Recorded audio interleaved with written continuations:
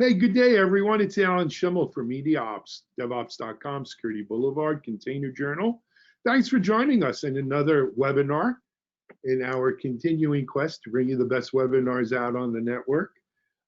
We actually have a really great webinar, and I know you probably hear that all the time, but this time it's the truth. And the reason it is, I was thrilled when they asked me to host this one. I don't usually host a lot of our webinars anymore, but it's two of my best friends in the security world, and I've had the pleasure of knowing both of these gentlemen, and I use that term loosely, but I've known both of these gentlemen for 18 years and maybe more.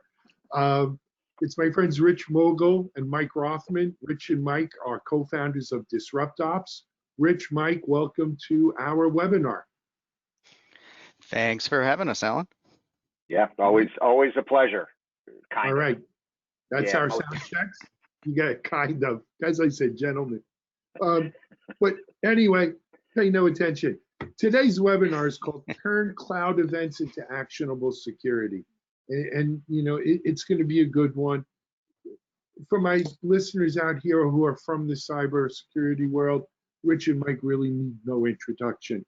For my friends in the DevOps world, if you're not familiar with Rich Mogul and Mike Rothman, both have a long history in the analyst side of the house, Rich at Gartner and Mike at Giga. They both were the co-founders of a company called Securosis, which was kind of a groundbreaking security analyst firm for probably 14 years or more. Ton of research, some really foundational work that the Cloud Security Alliance and other organizations use a whole bunch. For about 4 or 5 years, Rich and Mike and the team have been developing what's become known as DisruptOps, and they launched that about 2 years ago. Really, it's cloud security, DevSecOps, and just really good stuff here. That being said, before I turn things over to Rich and Mike, a couple of ground rules for our audience. On our webinars, we use the GoToWebinar system, as you can probably tell, and most of you will have a control panel in the top right-hand corner of your screen. And if you look in there, you'll see there's different sections of that control panel. I want to call your attention to the section marked questions, and if you wouldn't mind clicking on it to have the arrow or caret pointing downwards, you could see that you could go in there and ask your question. You can type your questions in. What's nice about it is you don't have to remember your questions for when the question section's on, because if you're getting as old as I am, you tend to forget your questions if there's more than one. And it's great if you have multiple questions, you could put them in there. They're queued chronologically. We'll have a record of them. If for some reason we can't get to them all on air today, we can get them answers for you via email. So please type your questions in real time there, and we'll do our best to answer them. Additionally, if you're having technical issues, maybe the audio is out, the video, slides aren't progressing, we do have folks standing by. If you go into chat, let them know what your issue is. We'll try to fix it for you and make sure that you get the most out of this webinar. As usual, the webinar is recorded. The on-demand version as well as slides will be available on DevOps.com, as well as Digital Anarchist, our video platform, and I think as well as on DevOps TV, our YouTube channel. One other thing, we are giving away 6 $25 Amazon gift cards today, as usual here on our webinars. We'll announce the winners at the end. I think that does it for my opening here. I'm going to go off video to increase bandwidth usage or decrease bandwidth usage for everyone, and turn things over to Mike and Rich. Boys, it's all yours. Gentlemen. All right, thank you, Alan. Thanks everybody for joining us today, and I'm going to go ahead and jump right in because there's a ton of content. If you've ever seen me present before, you know I kind of tend to overdo it a little bit. So what we're going to talk about today is we're going to focus on Amazon Security Hub, and we're going to talk about what Security Hub is, how to use it, how to get the most advantages out of it. Because Security Hub can be kind of confusing for people because it's kind of Amazon's competitor to the Azure Security Center, the Google Security Center, but it's different. And I wanted to talk about that and kind of go into some of the details around it. At a top level, Security Hub is, if you think about Amazon, it's got a whole bunch of security products, and Security Hub is the place where they are trying to integrate all of those pieces together. So it kind of looks like a dashboard up front, particularly when you first log in and you look at it, you go, why would I want to use this? But it actually does a lot more. There's a lot of stuff under the hood that doesn't always come out very well, particularly in Amazon's marketing materials. And they push you into using Security Hub in a certain way. And we're going to kind of show you a little bit more about what some of the capabilities are and why you might want to go ahead and use it. So, why do we have Security Hub in the first place? How is this different than GuardDuty or all these other pieces? So take a look on that left side. That's just Amazon's security products. So these are not even the security features of other products, but these are, which would include IAM and a bunch of other things. These are just their, well, config is a little bit more and trust advisor a little bit more, but these are the products where you can actually do Amazon security. Just so you guys know, every one of those is managed pretty much by a different team. So you have config and trusted advisor, Macy for DLP, inspector for vulnerability assessment, their IAM access analyzer, because IAM is just a total mess to try and keep track of yourself. So they keep having to add tools to it. Firewall manager, which is mostly focused on WAF, but can also help you with your security groups. GuardDuty, their threat intel service, and detective, which is their kind of incident investigation thingy. So we thought they were going to come up with a SIM. Instead, we got detective, whatever. Not going to go there. And so Security Hub actually gives you a place to tie all of those pieces together if you turn them on. And you still have the choice to turn them on or off, and we'll go through that. But then there's the cool thing is Security Hub can integrate third-party products. So they have the third-party partners, and there's some listed here. Of course, I'm going to promote us, DisruptOps. We're on the list as one of the partners in there. There's even open source tools like Prowler and Electric Eye and Cloud Custodian. I mean, those aren't even commercial tools. And then there's commercial tools like PagerDuty or Splunk and a bunch more. There's about, I think, 3 dozen or so partners that are currently listed on that Security Hub page. And so the idea is what Amazon's goal here was, and as a Security Hub partner, we kind of know what their goal was because they told us, it's to give their customers one place to come in and kind of manage all of these security capabilities across the product lines. Now, it doesn't do that by getting rid of the need for everything else. And so we're going to kind of walk. Hey, Rich, we're going to talk about the 2 different kind of partners, or do we do that later on in the talk? Yeah, we'll get into that later on in the partner. So what Mike was referring to, I'll just say it quickly now, is there's partners that can feed findings into Security Hub. And there's actually 3 kinds of partners. And there's partners who can take action on those findings. And then there's partners who can do both. So almost all the ones you see there, so Prowler, Electric Eye, Cloud Custodian, feed results into Security Hub. PagerDuty, Splunk can pull results out. PagerDuty, for example, can be a take action partner. DisruptOps, we do both. So we'll get into that more as we walk through what Security Hub actually does. So what are the actual core capabilities in Security Hub? And it's the summary tab. You've got your dashboard, and I'm going to show you what all this looks like. So I'll go through it kind of quickly now, and then as we switch over into demo mode. Then you've got security standards. These are assessment reports. Now, one of the limitations is it will only give you assessment reports for Security Hub's native assessments, and they cover CIS benchmarks, best practices, and PCI. So it doesn't obviate the need for a lot of you if you have other things to use other products to pull your assessment reports, but it does give you ones built in for free. I'm sorry, not for free. For free if you turn on Security Hub, it does charge you, and we'll go through pricing in a minute.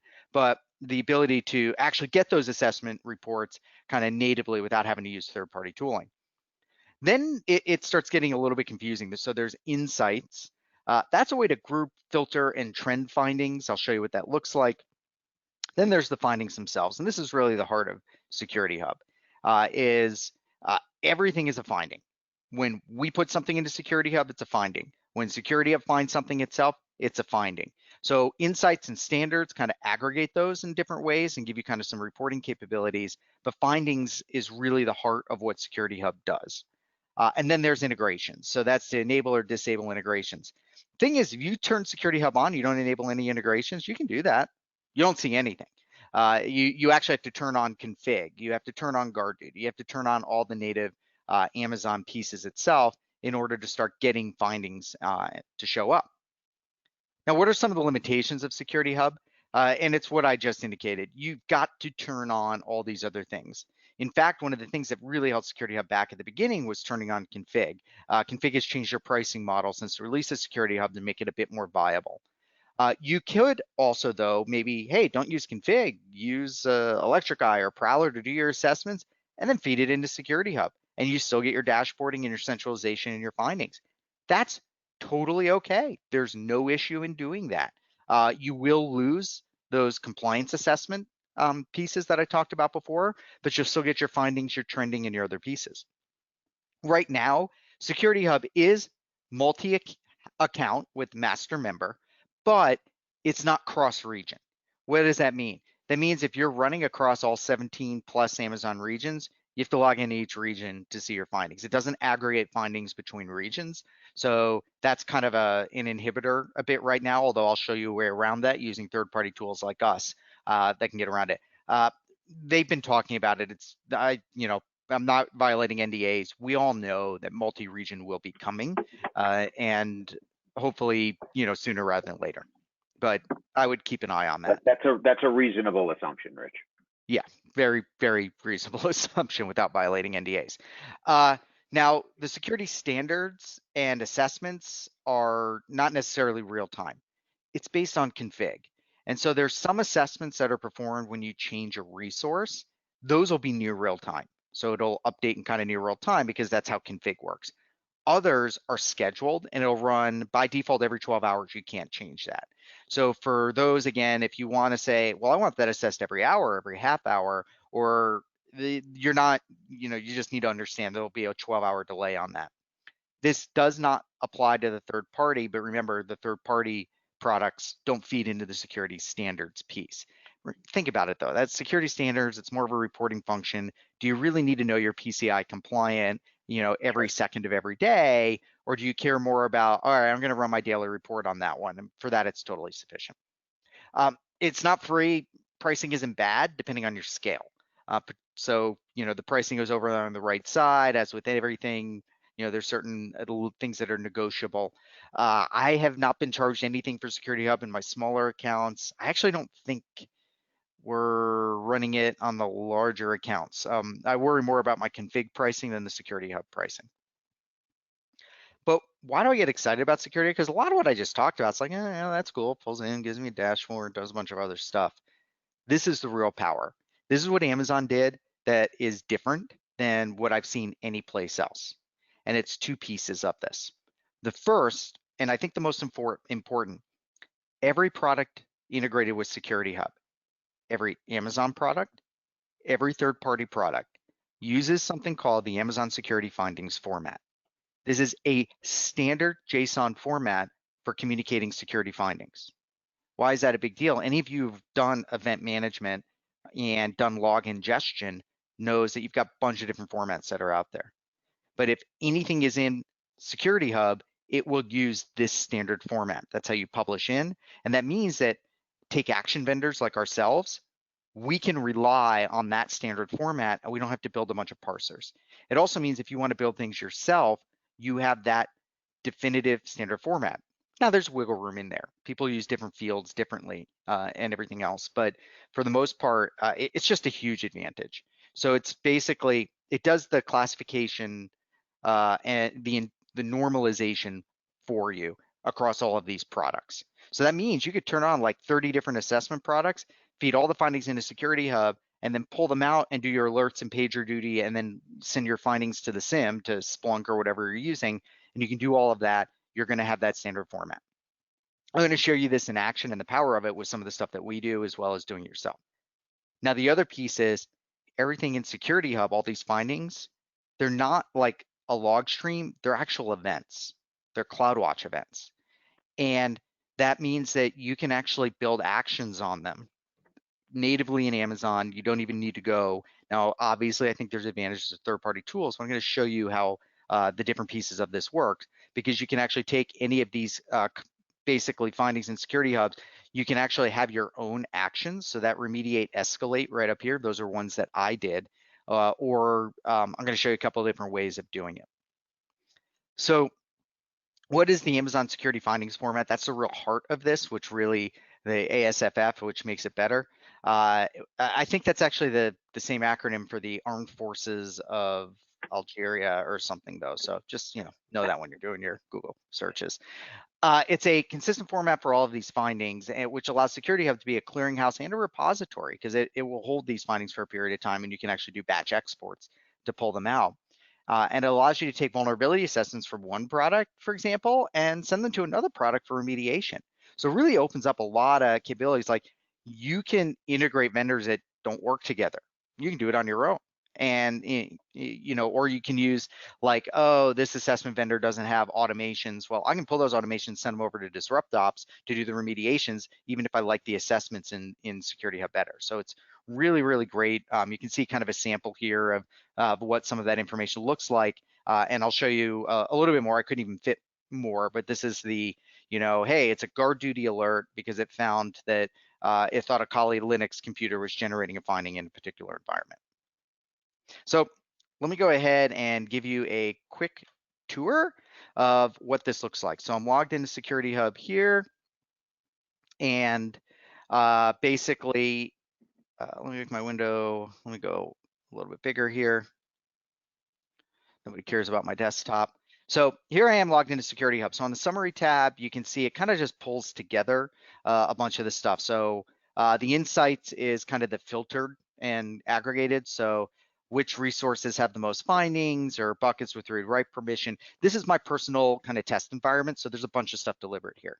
And then you can actually see, what are the latest findings? So I haven't had a GuardDuty alert in 2 months. That's great. I'm not using Inspector or Macy, so I don't have any findings there, or the Firewall Manager, but I also have findings from the Access Analyzer. So you can see all of those pieces that are within there.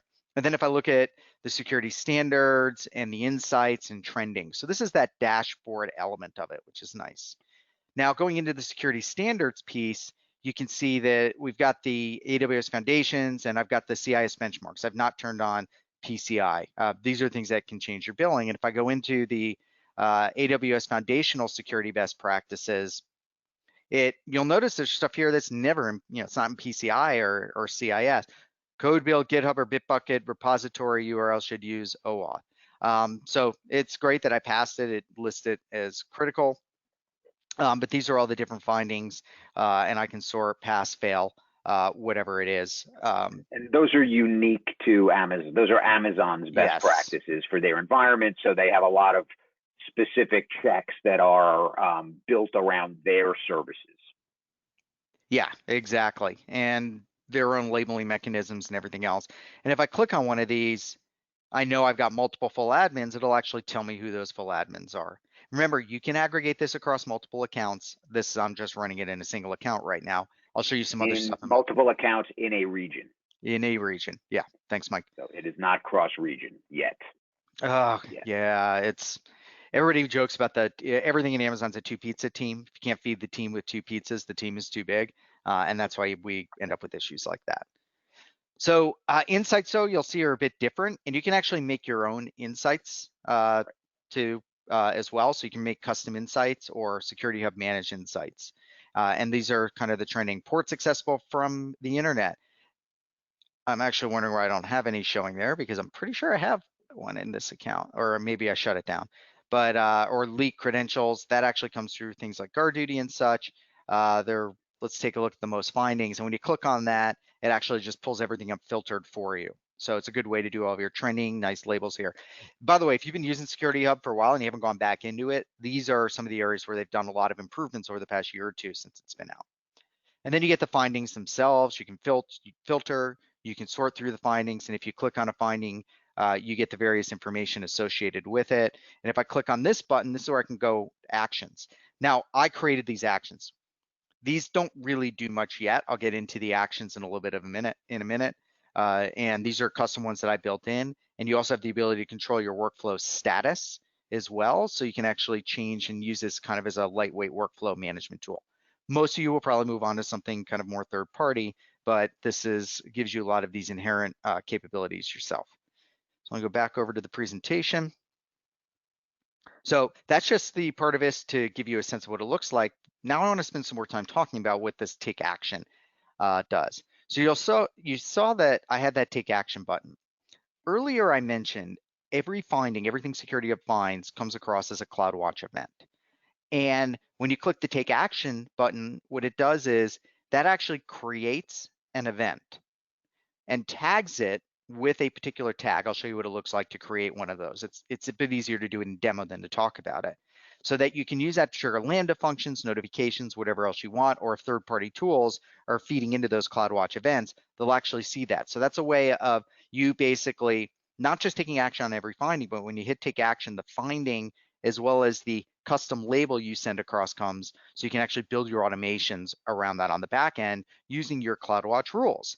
So some of the demos you've seen is you can actually do a take action to send it something to PagerDuty, or take action to send it to a Lambda function for remediation. There's a lot of flexibility here. Now, again, the problem you always get with Amazon is like, hey, we've allowed you to do all these full like closed loop automations. You have, but you're making me code Lambda functions.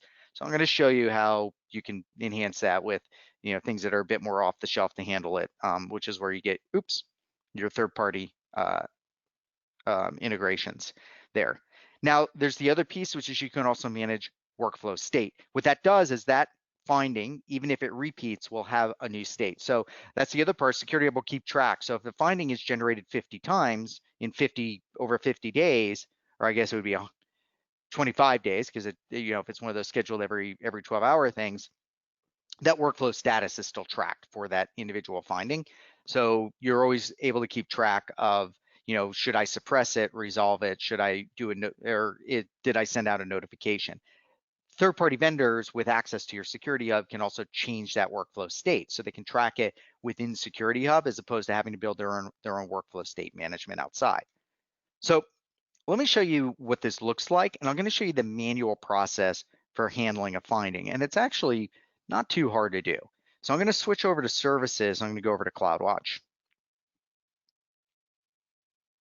And actually, let me open up a separate window here for SecurityHub and put that back onto the Findings tab. So I mentioned I can click on, say, this critical, and I can do an action, and I can set it for remediate or escalate. Where do I set those actions? Well, if I go into the settings section over here, and I go to custom actions, there's no built-in actions. There are only custom actions in SecurityHub.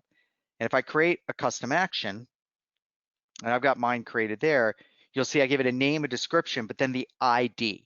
The ID is what is added to the CloudWatch event for able to take action. So that's what basically we feed off of when we create the CloudWatch event.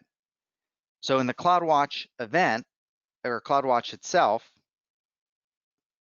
and I'm keep having to move the go-to window. Let me minimize this. I can't remember where the little button is to minimize it the right way. Here we go. So basically, I go to rules, and rules is where we basically do something with events. So I'm going to create a rule.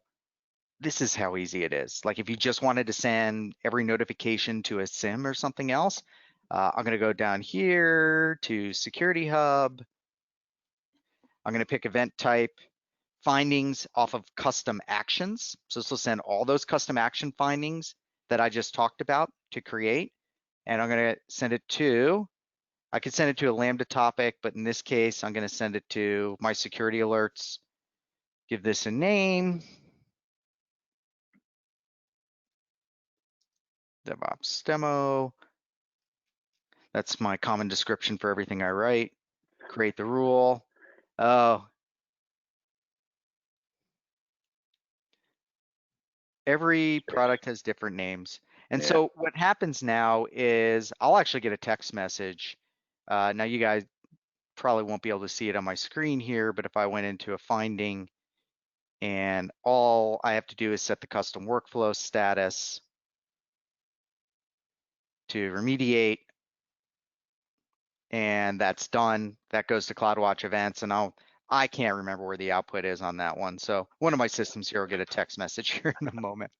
My phone will probably go ahead and light up. So that's that process for actually going ahead and setting, oh, is that, nope, that was my, apparently I slept 8 hours last night. Wrong alert. Don't think that one came out of Amazon.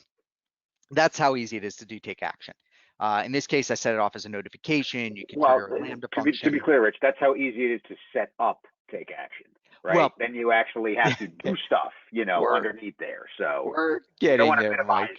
kind of the complexity of, setting up an action versus actually figuring out what needs to get done and then, basically building it and programming it yourself. Yeah, I mean, and this was the most simple of all of the options here.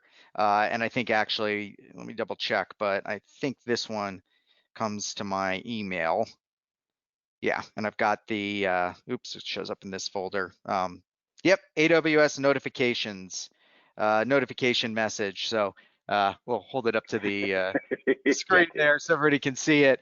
But basically, what's cool though is I have the entire Amazon security findings format, the full finding here, not just the event that I triggered. Now I need to do something with it, and that's obviously a big part of what we're here to talk about. As Mike was jumping in on because he doesn't trust me. It's fine. We've only been working together for 12 years, known each other for 15, 20. It's all good. So you've earned it, Rich. I will hand that to you. I've earned what? The lack of trust. Me making sure to question whether you're going to talk about the stuff that we need to talk about. Yeah. You'll talk. It's just making sure we talk about the right stuff. You see, Alan, this is what you get when you put Mike and I on the same webcast. All right. So that's how Security Hub works. And hopefully you have a better understanding. And again, the really key partner of it, the key value of that is that by using Security Hub, you are able to aggregate all the Amazon products. You can aggregate third-party products. You're able to have everything normalized for you in that findings format. And then sending those someplace is pretty straightforward. Now, I did gloss over some stuff. Like, for example, that forwarding, you have to set that up in every region of every account. The way CloudWatch events and stuff are generated can be a little bit problematic. Managing those events, and dealing with the large volume you might get. Those are the complexities of managing Security Hub. But I wasn't like all in on Security Hub when they first announced it, because I was like, it was really only when I realized the value of having that ASFF and being able to pull in everything into one place and then send it off. So they're not trying to do like what the Azure Security Center is focused on, which is a lot of the dashboarding, trying to upsell a bunch of the products. I mean, of course, Amazon's doing that as well, because you got to turn on certain things to make it work. But it's not really trying to replace your dashboards. It has basic and it's not a SIM either, right? Azure introduced Sentinel. That's really a SIM with analytics and correlation and some minor compliance reporting on that front. So Security Hub is focused on the compliance reporting piece of it and the assessment piece of it, leveraging those native services. But it really is meant to be an aggregation point for all of the different security related alerts that you'll get within your region, right? At least for the time being. So all your different tools, Rich mentioned Splunk, but any of your virtual firewalls, they've got a list of about 30 or 40 different partners that are pumping information into Security Hub to give you that common list of all of your findings in that format, to give you an opportunity to really have all that centralized, to then figure out what you're going to do with it. And that's kind of leading into a lot of what it is that we do with the Dropbox.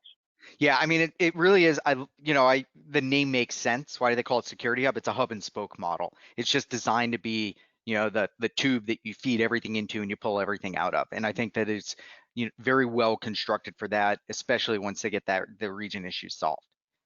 So, I mentioned before, I showed you how to take actions, but obviously most of you are going to take actions. You'll either send those to your own Lambda functions or your alerting mechanism, or to be blunt, a lot of you are just going to use a third-party product. And I think it should be us, because I'm going to show you why.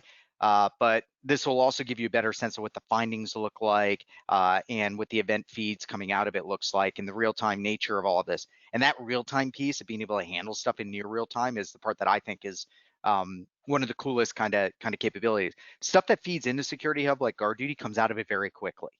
There's almost a non-noticeable delay in terms of getting those findings through. So it gives me that one place to hook in, and really gives me that one main fat pipe.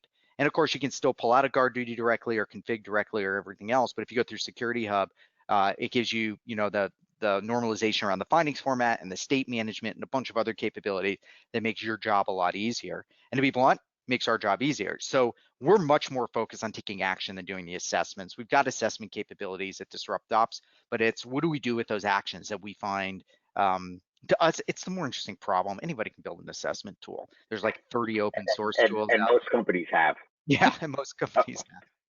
We're not gonna. There are many assessment capabilities, and I think what Rich is really alluding to is the fact that nobody wakes up in the morning and says, "Gosh, I wish I had more alerts." Right? Nobody gets excited about kind of getting a report dropped in their lap to say, "Here's 200 broken things in your cloud environment." Right? What you're really focused on is how do I solve these problems, hopefully with the least amount of friction and the least amount of effort on my part in order to get that done. And that's really what DisruptOps is all about. And so what we're going to show you how that works today is easy to configure. It's got advanced filtering and management. So we can do event routing things. It's actually interesting, not what we started out, but we found a lot of customers really thought that was the most exciting thing for them. We can enrich findings for those of you on the incident response side, allow you to actually trigger actions, including auto remediations, all the way up from letting a user make a decision to doing an auto remediation. And so the way we do this is kind of what we built is what I call this hyperscale automation engine. Yeah, that's marketing speak. I'm a former Gartner analyst. I know how silly it sounds. Cloud scale might be another word for it, where we can take in assessments, events, and even API calls. Interestingly enough, we found the best way for us to get information out of Security Hub is to make an API call into our platform, even though we're all native on Amazon, versus moving the CloudWatch events around natively. It turns out it was more efficient to deal in terms of dealing with multiple accounts than trying to just manage it all by natively with CloudWatch rules. And then we can provide some visibility, do detection and response. So an example of what this might mean is we get a Security Hub event that was originated in GuardDuty, hits Security Hub, comes to us. We could go to GuardDuty native, but it's easier just to grab it all from Security Hub. In this case, it would be a cryptocurrency miner detected by GuardDuty. So this is going to match a rule, a pattern that we built in, and then it's going to send that to a user over Slack. Now, not just any user, it goes into a channel, say specific for that particular environment. Then they can make the decision of, do I want to shut it down? Do I want to terminate it? Or do I want to quarantine it for investigation? In this case, they decide to terminate it. All this is tracked for notifications and reporting, and the alerts go out that that action was completed. And so the idea is that this is automated, but not autonomous. So one of the complaints that we've seen from people is, like when you build your own Lambda functions and stuff, it causes problems for dev teams because there's a human, there's some things you don't need the human to be in the loop, but in other cases you want the human to be in the loop, because not having the human in the loop could mean that things get shut off that aren't supposed to be shut off. So in this case, the notification comes across, it gives you the information you need, and then the human in Slack gets to click the buttons to determine what they want to do. And all this happens again very, very quickly in near real time. But the idea is, let's not make you log into our dashboard. I mean, you can, of course, I like it, it's pretty. Let's get the information that the person with the power and the responsibility to make a decision, get it in their hands in the tools that they are already using. This is Slack, but it could be Teams or Jira. And then they can make the decision right then and there about what needs to occur. And then we can still support that with automation. So let me go ahead and show you what it looks like. So I've flipped over to DisruptOps, and I'm going to show you a few different things. This is not going to be a full product demo. I'm going to really be focused on how do you actually go ahead and take actions using the platform, not what's every little thing we have. Because like I said, we have assessment capabilities. We can actually create findings based on Security Hub findings and everything else. But the real heart of this is going to be the Security Hub automation pieces. So I already have in my environment some integration going on here, and it's basically pulling a feed of events out of, and I'm not even sure, I no longer remember which environments are hooked in. We have about 11 accounts that are hooked in here, and we're pulling feeds in from different assessments. And what's going on here is we don't care if it's an assessment we did, we don't care if it's a Security Hub finding, we don't care if it's our own finding. we'll just feed all of that in, or if it's a real-time alert, into the big funnel here in order to go ahead and make decisions. So let's go ahead and do something with these events. So the first thing I'm going to do here is I'm going to show you the event feed. So I'm going to switch to all events, which is going to just show, this is time limited, by the way. So you're not going to see like a massive feed of events coming through. And I'm going to switch this into live mode. So you can see these are the most recent events. And again, I can't remember what the time window is. It might be 3 hours. It's less than 24 hours here. But now I'm getting a live feed out of all of the environments that are sending the telemetry in. Now, what I have over here is this is a feed of events that are actually in a particular environment. And this is not the customer accessible feed. This is our development kind of console here, where I'm actually pulling all of the feeds through. And now what I need to do is find a particular feed here. By going, can I go forward? No, I can't, darn it. I messed myself up here. All right, through the feed. That's on page 2, I think. Here. Yeah, instance credential exfiltration. This is a standard GuardDuty alert and this is what the raw finding actually looks like when it comes through SecurityHub. So this is from the Amazon Security Findings format. This was probably me because it says Cox Communications, that's my provider. And then it basically says instance credentials for the role dev were used from an external IP address. So this is the GuardDuty alert that comes through. What I'm going to do though is go ahead and I can send that to the collector. I'm replicating the event because otherwise it's too hard to create the events natively in SecurityHub itself. And you see, boom, we already fed it. So this is actually when I can send that event, it takes that event and in that account, it recreates it and then it's sending it out. And it takes, just a couple of seconds. Well, that's interesting. So this is the kind of event that perhaps I want to build a defense for. So how would I do that? You don't have to know anything about the findings format or anything else. You just come in and you click on the event and you'll see that we have all the basic information, what the origin of it was, what it looked like, the resources that are involved, and you can pull all the raw event details out of it. And I'm going to go ahead, and in this case, I'm going to create an automation right from here. So this is what I think is super cool is, oh, yeah, sorry, I didn't click it. You can just look at the event feed, find one you like or don't like, and automatically create an automation directly out of it. So I'm going to just set for root access. It just has to be for this particular environment. That's the scope of ownership that we set up for it. And this is how you actually set it up. So I'm going to do rich DevOps demo, give it a name. Then we can set up our filters. So in this case, unauthorized IAM user instance credential exfiltration. I could actually filter this down to different environments, specific accounts.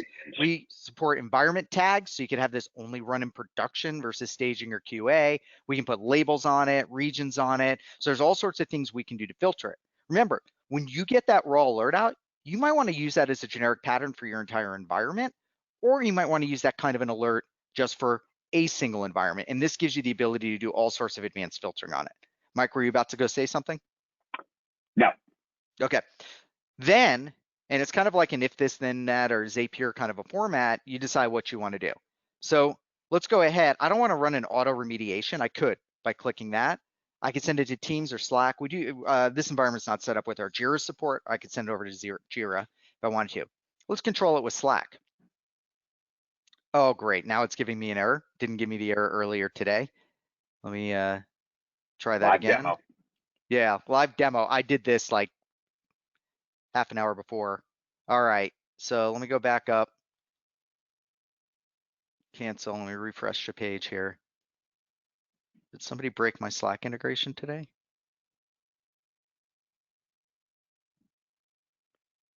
Okay, I'm gonna have to show you a preview of how it works in a different environment, but let me try one more way of fixing this. This is what I get for using our dev environments. Let me see if this one fixes it.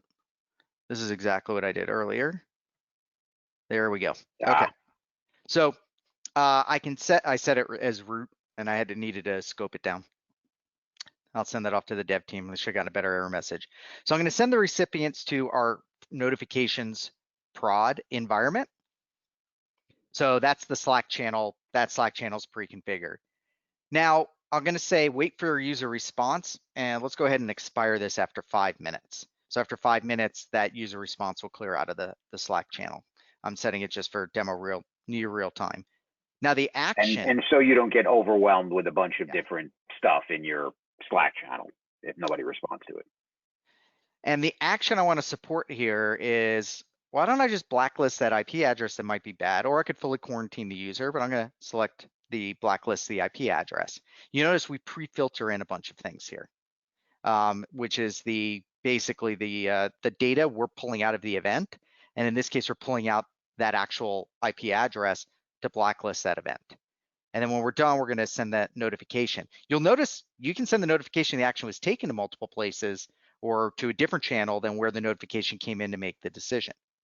And then the other piece that I want to modify here, so is the custom JSON path. I only want this alert to match if it's a particular user. And so I can just go down and click that, which is that user for that user dev, and set it up as a strict match for that username. Let me go, I think I clicked it wrong here. There we go. I'm going to change this. I could change it to whatever I wanted. I'll just call it test. We'll see what all this looks like. All right. So my demo, and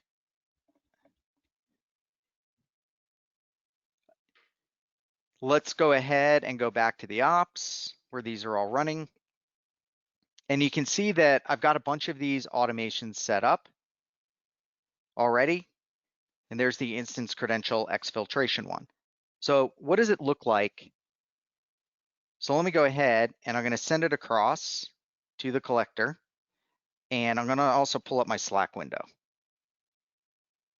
to show you what it looks like. So you can actually see a bunch of notifications because people are already doing things on it right now as we have our developers and stuff that are testing in this environment. So let me send this one across. And should show up here momentarily. Let me see if I need to, I'll send that one across here. There we go.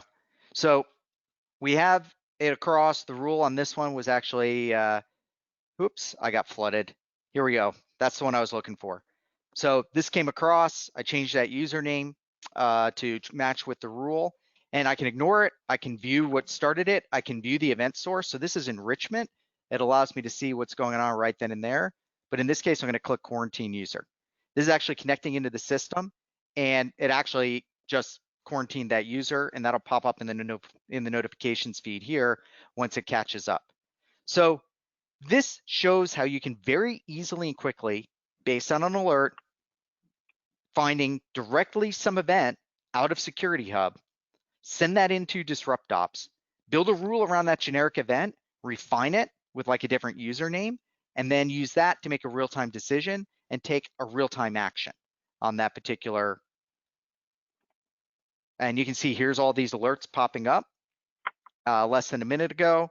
And then it will also go ahead, and if I look at all of the activity, it will show me that I went ahead and actually remediated that issue and quarantined that user.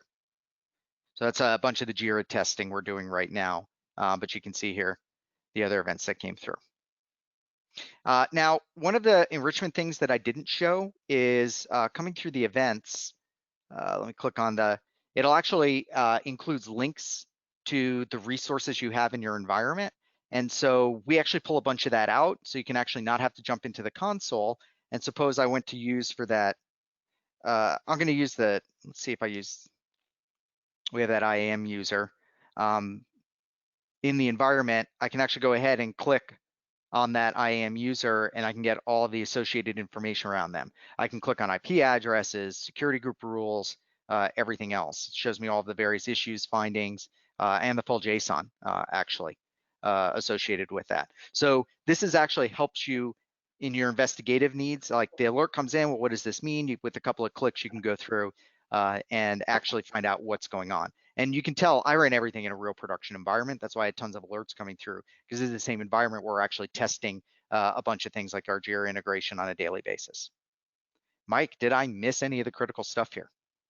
No, I don't think so. I mean, I think that what we really want to highlight is that what you saw was an alert that or finding that came into Security Hub.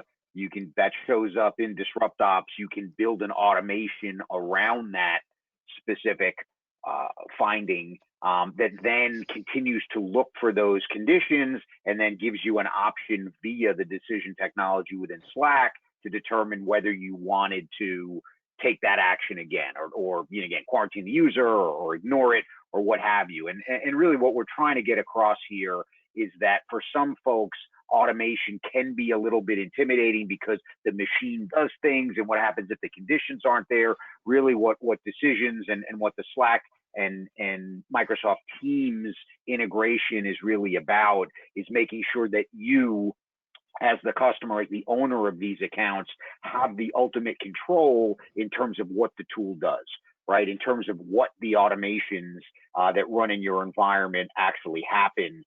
Because, we've certainly seen situations where an automation has run a little bit awry and taken stuff down. And obviously that's something that nobody is comfortable with. So we want to make sure that you gain trust in what the automations are, and the ability to basically interact with what's happening within the system is critical. And again, I mean, I think that what we've been trying. Oh, go ahead, Rich. Yeah, I was going to say, and getting it to the right person. So the use case for some of this is you as security can keep your top level overview, but yet you can send these to the project owner to make the decision about what to do, and you still know what's going on because you have that central point of view. It's getting the right event to the right person at the right time who's actually able to make that decision and take that action, as opposed to a security tool generating security alerts that get put into a spreadsheet or emailed out. I mean, you guys can see all the scenarios here, because in cloud and in DevOps oriented environments, it's really about getting it to the person who is able to make those decisions at that point in time, and to close the loop on that, as opposed to this mess of spreadsheets and dashboards and everything else. And so I showed kind of the technical. Yeah, I showed kind of we call that deputizing the developers or the operational team to actually take security actions, right? Because ultimately they're the ones in charge of the stack. They're the ones in charge of the environment. Obviously security wants to have an oversight role there, but ultimately those are the people that are in the best position to determine what operational remediation makes sense at any given time, right? So it's really, again, about intelligently managing the security of your cloud environment to ensure that you're both meeting best practices and not putting any of your critical information at risk. So Mike, I'm sorry, go ahead, Alan. I'm going to jump in. Mike, but what you said there is really, really important, especially to my DevOps.com audience, because the fact of the matter is the overwhelming majority of them, 66% or so, are not security people. Probably 72%. They're not security people. They're DevOps and developers. But a critical premise of DevSecOps is that we have got to start making tools that these people can use, right? Because not even that, Alan. Security people, right? We're trying to let them use the tools they're already using. So that's why I like Slack and Teams and Jira, like building it all into those. So like this part becomes invisible to them. Right. I mean, a lot of them will look at sort of our traditional security tools and say, what for, right? But if you could, we all know this, right? People are resistant to change. If you could use the tools they're used to using, or the views they're used to seeing, it helps a lot.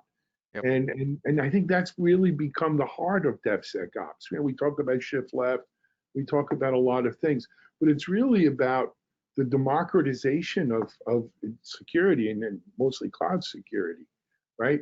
beyond the stiff curled dead fingers of my security pro friends out there. Hey guys, we're at 10 minutes to the top of the hour though, and I've got some housekeeping to do, not bookkeeping. But housekeeping. I want to announce the 6 winners on the Amazon card because I always forget to do these things. It's Adam P, Justin W, Michael L, Paulo B, Reza A, and Mario M. Our Congratulations. Our team will reach out and get you your Amazon cards. Guys, if it's okay, we do have a few questions I wanted to hit on. Or do you have more to go in, Rich? No, go for it. Yeah? Okay. So, first question.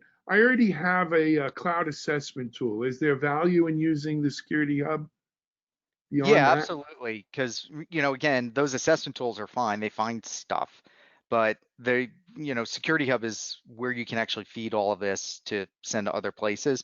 And most of those assessment tools, maybe they may not be pulling in GuardDuty, they may not be pulling in Macy or Inspector, or the, kind of some of those other native Amazon things, if you want to use those as well. So yeah, I think that ability to take those assessments, some of those assessment tools might even feed to Security Hub. So you could you could use one of our competitors like Palo Alto, which doesn't do much remediation, and then send it to us, through Security Hub, and then someone like us could pick up and do the remediations on it. There's all sorts of really cool things you can do.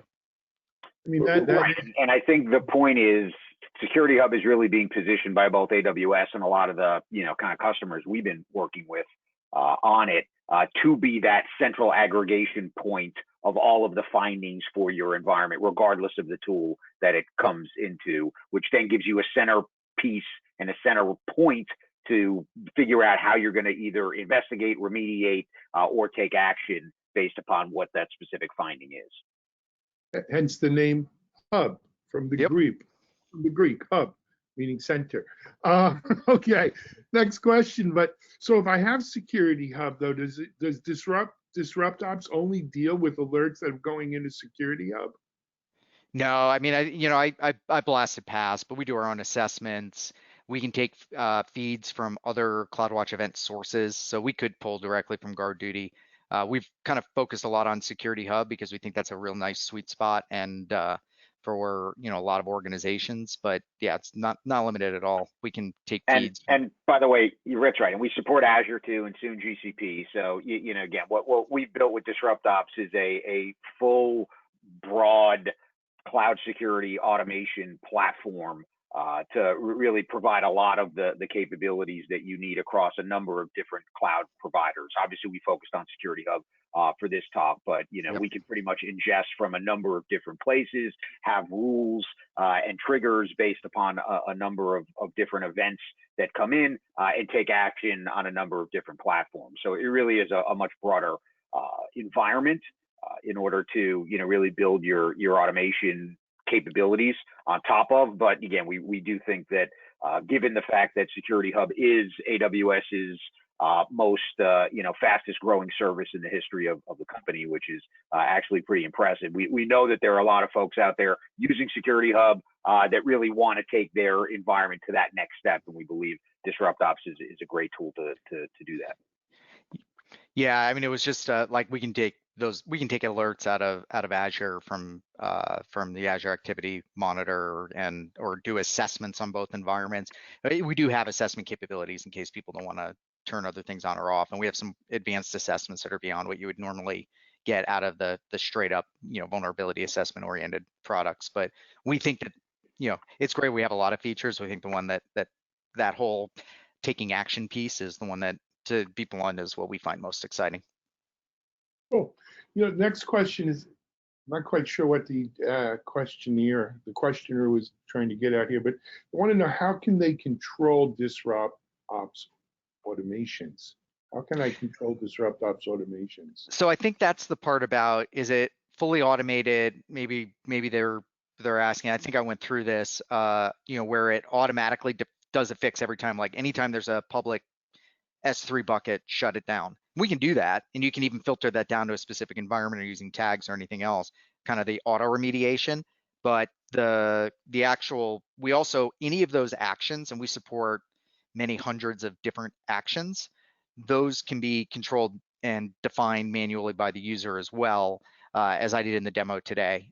And actually one of the things we're working on now that's not out yet is how to have recommended actions in different kinds of categories. We do have recommended actions, but being able to make it kind of more broader in terms of how those work so that the user maintains the choice. But they don't, you saw, they don't have to go quarantine that user. We do that for them. They just click the button that says quarantine user. Excellent. All right, the last question that I see up here is what kind of IAM permission, identity access management permissions, does DisruptOps need in my accounts to take actions? So we obviously need read permissions to be able to read things in your account. And for take actions, we need the permissions to make those API calls to support those actions. We actually have a project we're working on right now. We're not sure when it's going to be released. I probably shouldn't even talk about it, but myself and our CEO, Jody, are kind of excited about it. We're putting in a new capability that actually means that we can't take any actions unless you explicitly authorize it, and it's controlled on your side. It'll roll out for Amazon first, so that there's buttons you click. We can't do a darn thing until you click the button to let the action take place, and it's controlled by you and your Amazon accounts, not by us on our platform side. So that's a capability that's not quite out yet, but we actually got all the proof of concept stuff up and working in it, and it's pretty slick. It actually worked a little bit better and it was easier than we thought. But by default, you give us the permissions you want to give us, and that's it. And you can control those on a per account basis. You don't have to give us blanket permissions to everything in your environment. That's right, and it's all based on CloudFormation templates when you onboard in AWS. When you onboard the account into DisruptOps, you will give us, certain rights based upon whether you want us to do read, write, or then over time it'll be much more granular and dynamic than that. But for right now, we just need the permissions that are required in order to do what it is that we need to do. Right. Hey guys, last question. The questions are done there. We do have two. It's so odd that you and I, the three of us would finish with time to spare, but I got a quick question. Someone watching this, I'm amazed. Someone watching this right now and says, this sounds great, man. We're using the hub. We could use this. What's the best way for them to get started?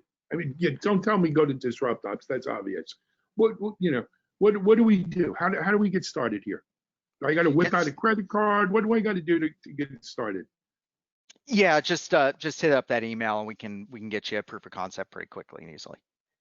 Yeah, and it takes about 3 minutes to get onboarded into the system, so you can start playing around with your own your own assessments, your own automations, and then to the degree you want to integrate with SecurityHub, we can get that set up very quickly as well for you to try it out. So there is a 14-day free trial. So anything that you want to do to try it out, again, just kind of drop us a note and we'll get you set up on the system. And the best way to really see the value is to actually use it. We've had a number of different customers come on board. Within 10 minutes, they're getting findings of issues that they have. Within 10.5 minutes, they've actually fixed a bunch of stuff. Yeah, within 15 minutes usually is our, let's be honest, it kind of helps in sales situations. We can have people remediating issues. That doesn't include Slack integration. That doesn't include but it's the straight up core assessment remediation pieces.